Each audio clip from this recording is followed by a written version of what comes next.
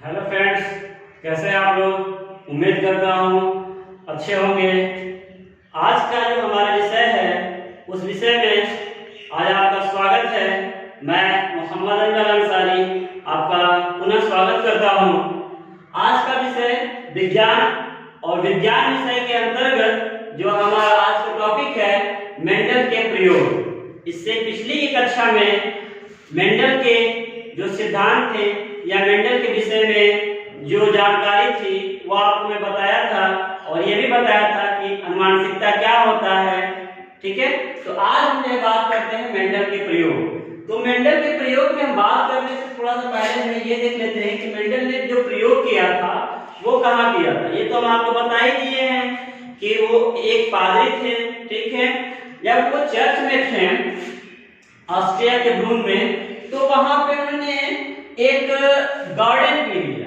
ठीक है, वो भाग्यशाली रहे मेंडल कि वो गार्डन पी ही लिए। अदरवाइज दूसरा अगर पौधा लेते तो हो सकता था जो है उनका एक्सपेरिमेंट का रिजल्ट जो है कुछ जो है डिफरेंट हो सकता था, लेकिन वो काफी भाग्यशाली थे कि उन्होंने गार्डन पी लिया। ठीक है, और उसी गार्डन पी के आधार पे ये उनका प्रयोग के विषय में जो है हम विधिवत जो है जानकारी लेंगे। ठीक है, तो पहला हमने ये देखते हैं हम कि मेंडल ने उद्यान उद्यान का मतलब होता है गार्डन। ठीक है, गार्डन पी यानी उद्यान मटर का उपयोग अपने प्रयोग में किया। यानी जो भी वो एक्सपेरिमेंट कर रहे थे वहां पे उन्होंने क्या लिया, गार्डन पी लिया। और गार्डन पी उद्यान मटर लेने का सबसे बड़ा रीजन ये था उनका कि वह जो उसका पौधा यानी अगर बीज हम लगाएं तो अगला पौधा जो है महीनों 2 महीनों में ही अपना रिजल्ट दे देता था, यानी वो पौधा बनके तैयार हो जाता था। ठीक है, तो उसमें आसानी से अपना एक्सपेरिमेंट जो देख सकते थे। दूसरा उन्होंने जो पॉइंट लिया वो ये लिया, देखा कि प्रत्येक लक्षण के लिए शुद्ध वंशाक्रमी यानी ट्रू ब्रीडिंग पौधों का चुनाव किया उन्होंने। यानी जब बिल्कुल ये प्योर थे, कोई भी उसमें हाइब्रिडाइजेशन नहीं था, कोई भी संकरण नहीं था किसी भी पौधों में। दोनों जो भी वो पौधे लिए वो दोनों एकदम शुद्ध थे, शुद्ध नस्ली के थे, बिल्कुल एकदम अपना अलग अलग कलेक्टर लिए थे। उसमें किसी भी प्रकार के किसी पौधे का मिलावट नहीं था, किसी भी गुणों का मिलावट नहीं था। ठीक है, फिर तो तीसरा पॉइंट उन्होंने जो है देखा वो ये लिखा कि मटर की जोड़ी विरोधी लक्षण वाले 2 शुद्ध वंशाक्रमी के बीजों का परागण कराया। ठीक है, यानी 2 विरोधी, यहाँ बात कर रहा है जोड़ी विरोधी, यानी ये 2 विरोधी लक्षण वाले 2 शुद्ध वंशाक्रमी के बीजों को, यानी फर्स्ट ऑफ ऑल वो अलग अलग जो है कैरेक्टर यानी शुद्ध वंशाक्रमी के ये पौधों को वो अलग अलग ग्रो कराए। ठीक है, ग्रो कराए तो उसमें 1 हफ्ते 1 महीने 2 महीने के बाद वो पौधा तैयार हो गया पूरी तरह से। जब वो तैयार हो गया, पक गया, तो इसको बीजों के लिए लिए। ठीक है, और वो बीजों को जो है अलग अलग जो है ग्रो कराए। ठीक है, ग्रो कराने के बाद अब उनमें जो है उन्होंने परागण कराया। ठीक है, परागण का मतलब ये होता है, कहा जाए सामान्य भाषा में, ठीक है, परागण ये होता है कि उसमें 2 पौधे का गुण जो है मिलाया जाता है, यानी खुद में ना होके अलग अलग। ठीक है, अगर वो स्वयं होता है तो उसको हम बोलते हैं स्वपरागण, और अगर किसी माध्यम के द्वारा होता है तो उसको हम बोलते हैं परपरागण। ठीक है, इसकी चर्चा जो है हम अगली कक्षाओं में विधिवत करेंगे कि कैसे जो है मेल फ्लावर और फीमेल फ्लावर, ठीक है, के जो उसके पार्ट होते हैं कैसे एक दूसरे से कंबाइन करते हैं और परागण होता है, वो हम बाद में चर्चा करेंगे। अभी हम ये देख लेते हैं। फिर अगला जो मेंडल ने ये देखा कि मेंडल ने अपने द्वारा छांटे गए लक्षणों की 7 जोड़ों में से प्रत्येक के लिए विधि के अनुरूप संकर बनाए। विधि के अनुरूप, ये नहीं कि जैसे तैसे बस है वो ऐसे हो गया, ऐसा कुछ नहीं है। विधि के अनुरूप यानी ये आपके जैसे कैरेक्टर उन्होंने 7 कैरेक्टर्स किया और उनका अलग अलग परागण कराया। जैसे तने की ऊंचाई में लंबा और बौना में देखा कि पौधों में लंबा डोमिनेंट हुआ और बौना क्या हो गया, रिसेसिव हो गया। तो ऐसे सारी चीजों जो है करते हुए उन्होंने जो है क्या हुआ कि जो संकर कराई वो विधि के अनुरूप बकायदा जो है कराया, ये नहीं कराया कि बस जैसे तैसे जो है करा दिया, ऐसा बिल्कुल भी नहीं था। नियम बनाया और नियम के अनुसार उन्होंने जो है परागण कराया। ठीक है, तो शुद्ध वंशाक्रमी जनकों से प्राप्त पीढ़ी को जो है प्रथम संतानी पीढ़ी यानी फर्स्ट पीरियड जनरेशन कहते हैं। क्या कहते हैं? First period generation. इसका जो है थोड़ा सा फिगर यहाँ पे लिखा है, जैसे ये आपका जो है मान लो लंबा था, ठीक है, ये आपका जो है बौना हो गया, ठीक है, तो यहाँ पे जो संकर उन्होंने परागण जब कराया तो ये हमारी जो है F1 जो है जनरेशन कहा जाती है, फर्स्ट पीरियड जनरेशन कही जाती है। और इसमें जो पौधा जो प्राप्त हुआ वो संकर लंबा प्राप्त हुआ। ठीक है, कैसा हुआ?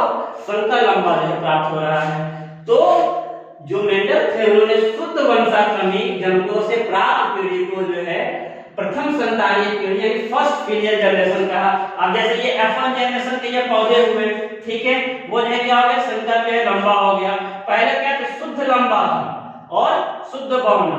ये शुद्ध बौना, ये शुद्ध लंबा, दोनों का F1 जनरेशन में जब संकरण हुआ तो ये जो है क्या हुआ? संकर लंबा जो है यानी आपका हाइब्रिड टॉल पौधा प्राप्त हुआ।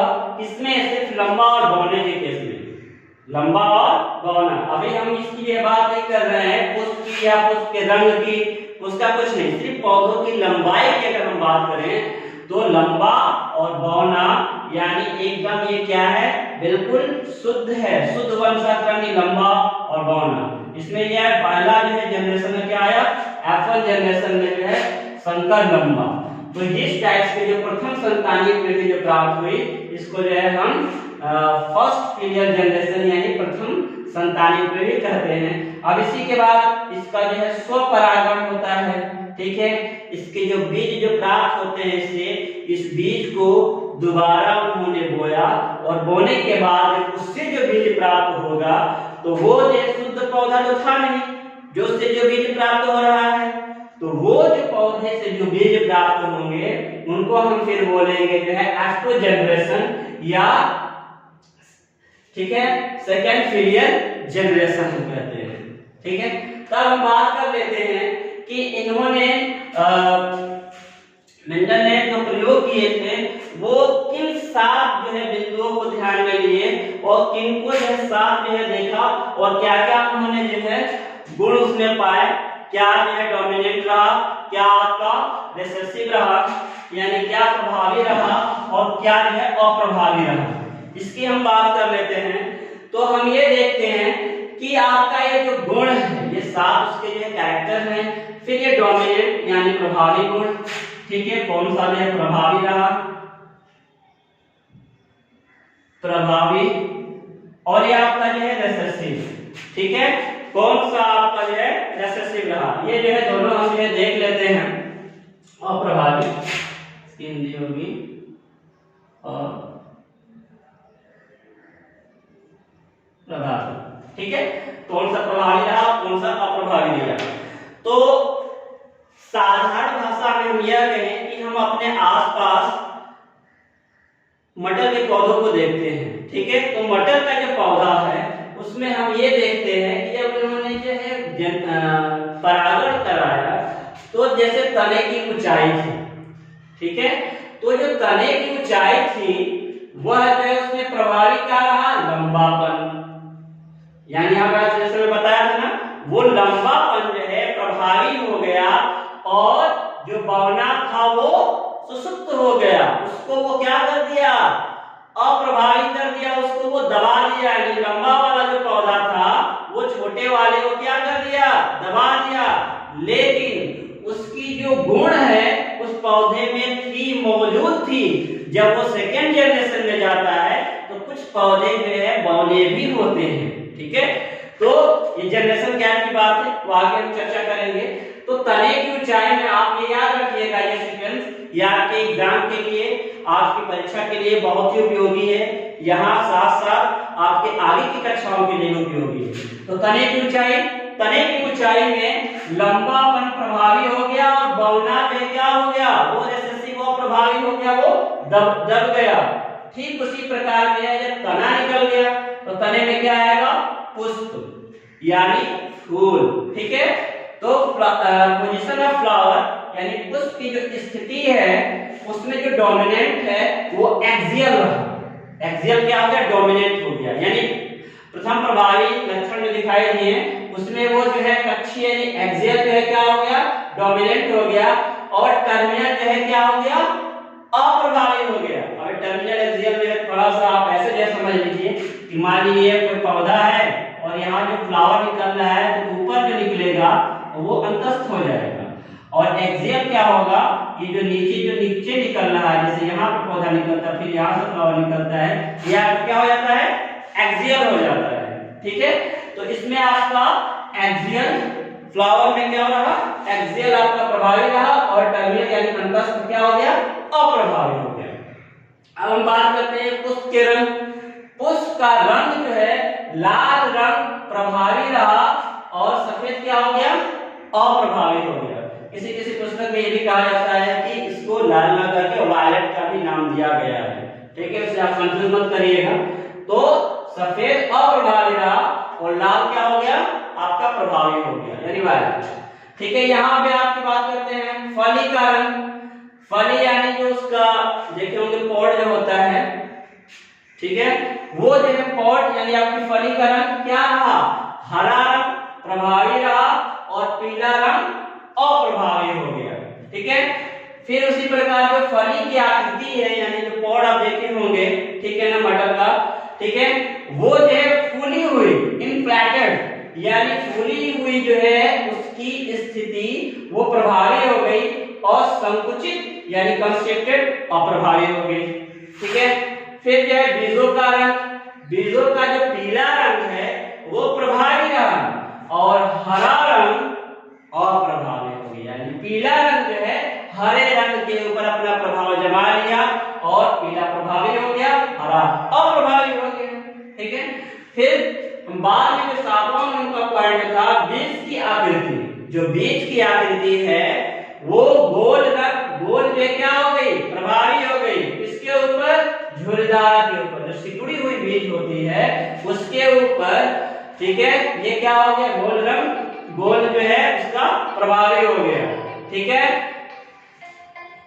तो इस कक्षा में आप ये समझ पाए होंगे कि आज जो है मेंडल का प्रयोग क्या है और आशा करता हूं आप आगे की भी चीजों को समझ पाएंगे।